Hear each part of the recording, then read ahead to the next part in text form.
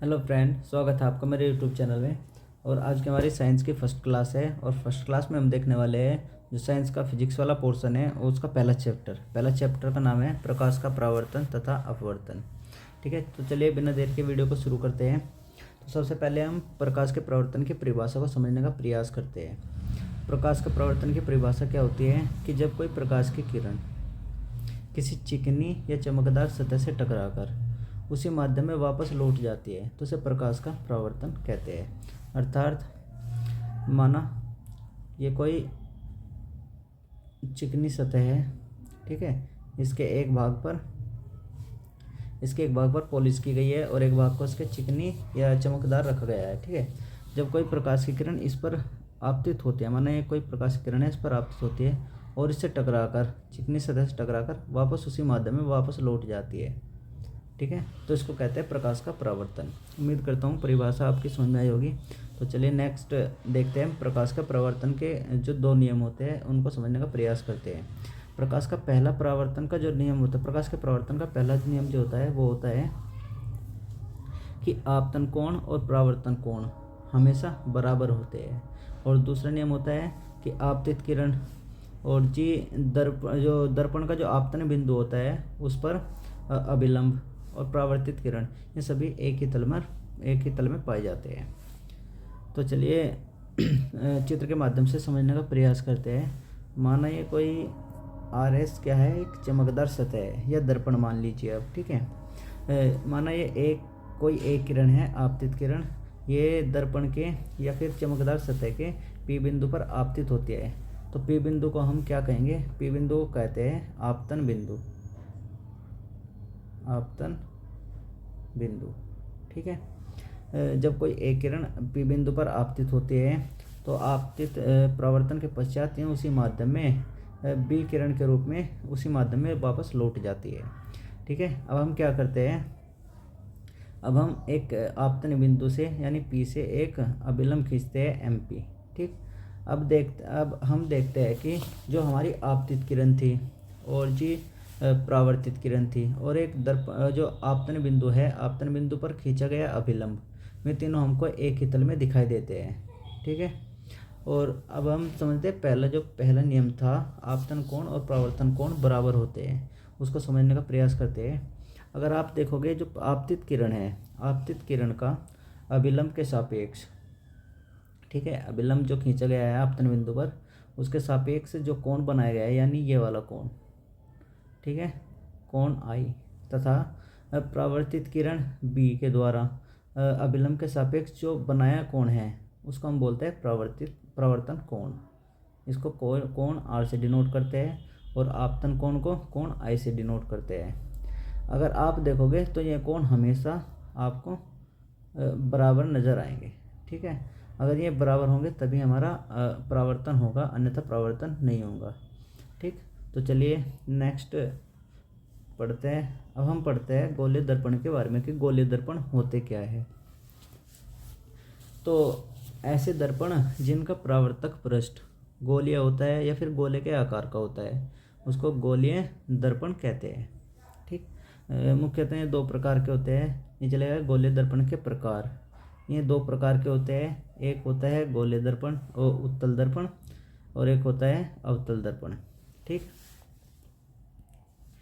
तो हम बात करते हैं उत्तल दर्पण की। उत्तल दर्पण क्या होता है?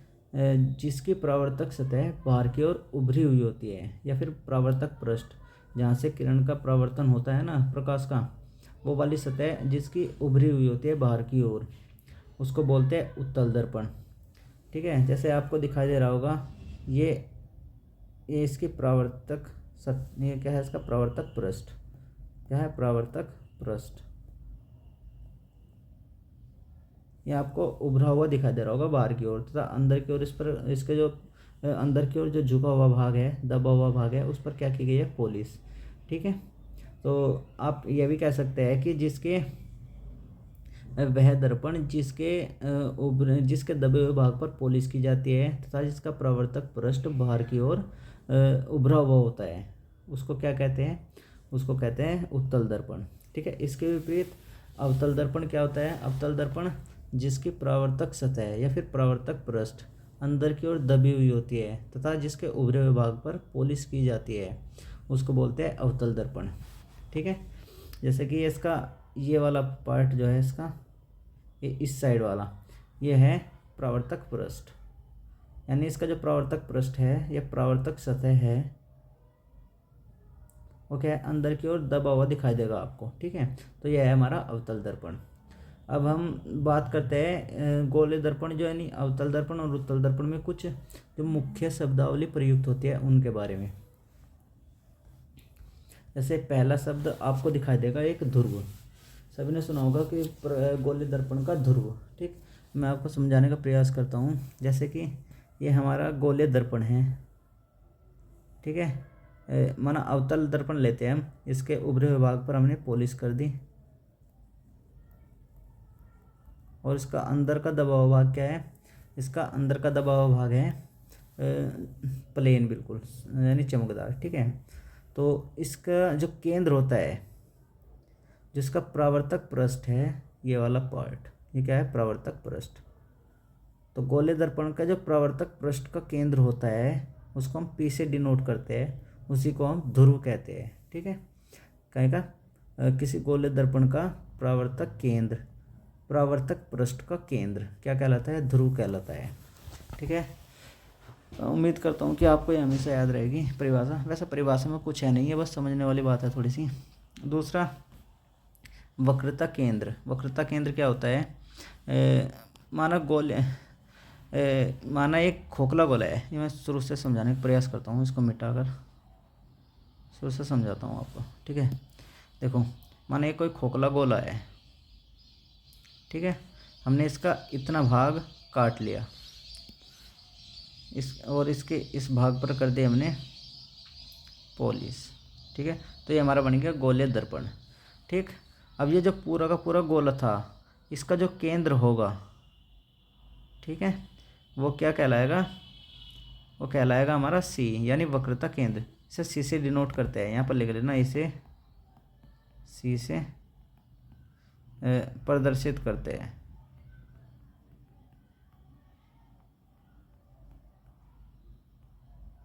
ठीक है, तो ये हो गया हमारा सी, इसको हम सी से डिनोट करते हैं, इसको बोलते हैं वक्रता केंद्र।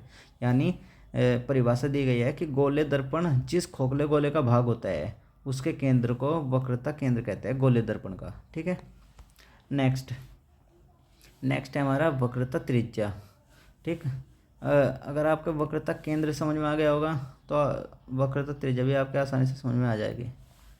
जैसे मैं आपको समझा देता हूँ, ये हमारा खोखला गोला है कोई, ठीक, इसका एक भाग हमने काट दिया, ये बन गया हमारा गोले दर्पण।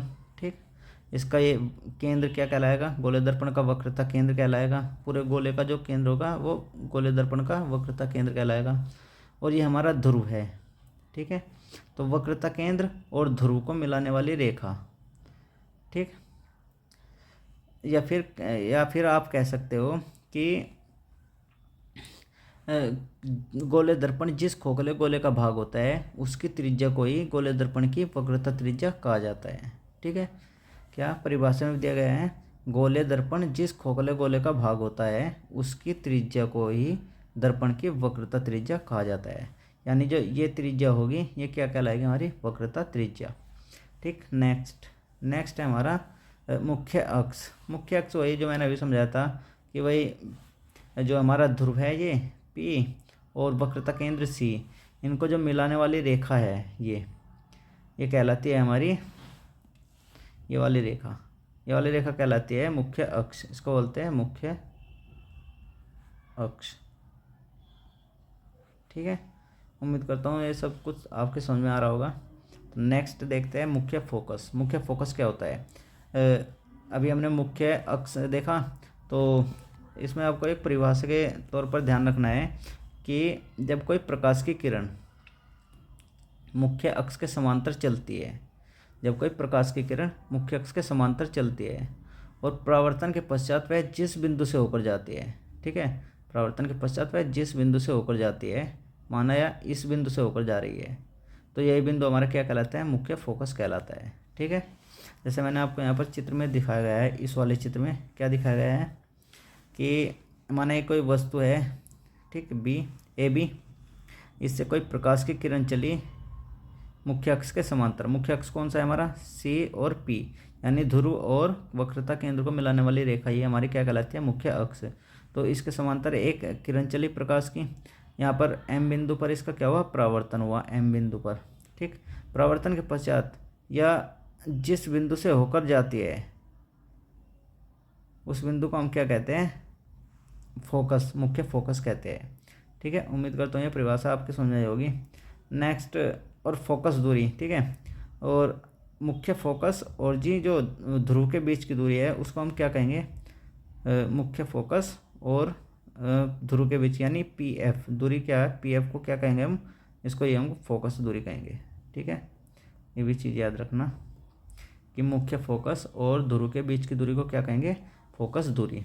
और एक चीज़ और याद रखना कि जो फोकस दूरी होती है यानी एफ, वो वक्रता त्रिज्या की आधी होती है, ठीक है, वक्रता त्रिज्या की आधी होती है फोकस दूरी। ये पॉइंट भी याद रखना है आपको, ठीक है। तो आज की क्लास में बस इतना ही। नेक्स्ट क्लास में हम पढ़ेंगे कि प्रतिबिंब कैसे बनते हैं। अगर कोई वस्तु अवतल दर्पण के सामने अनंत पर रखी है तो प्रतिबिंब कहाँ बनेगा, और जब वक्रता केंद्र पर रखी है तो प्रतिबिंब कहाँ बनेगा, फोकस दूरी पर रखी है तो प्रतिबिंब कहाँ बनेगा। नेक्स्ट क्लास में हम इन्हीं के बारे में पढ़ने वाले हैं, ठीक है। तो आज की क्लास में बस इतना ही। धन्यवाद। जय हिंद।